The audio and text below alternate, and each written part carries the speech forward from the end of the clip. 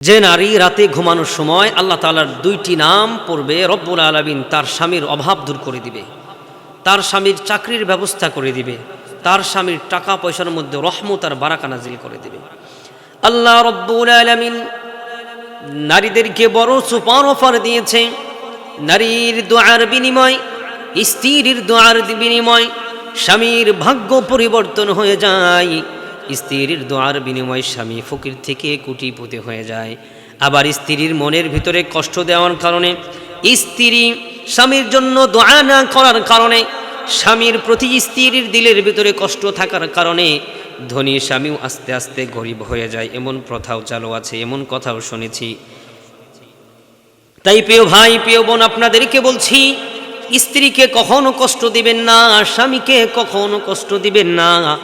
কোন স্ত্রী যদি রাতে দুটি আল্লাহ তাআলার নাম পড়তে পারে, জপতে পারে ঘুমের আগে, রব্বুল আলামিন ওই স্ত্রীর স্বামীকে চাকরির ব্যবস্থা করে দিবে, ব্যবসায় সফলতা দান করবে, প্রতিটা কাজে সফলতা দান করে দিবে।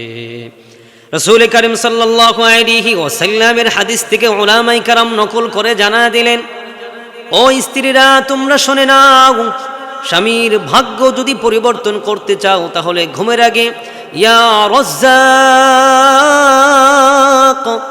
ইয়া মালিক, ইয়া রাজ্জাক ইয়া মালিক, এই দুইটি সিফাতে রব্বুল আলামিনের নাম 100 বার করে করে 200 বার পরে ঘুমিয়ে যাও।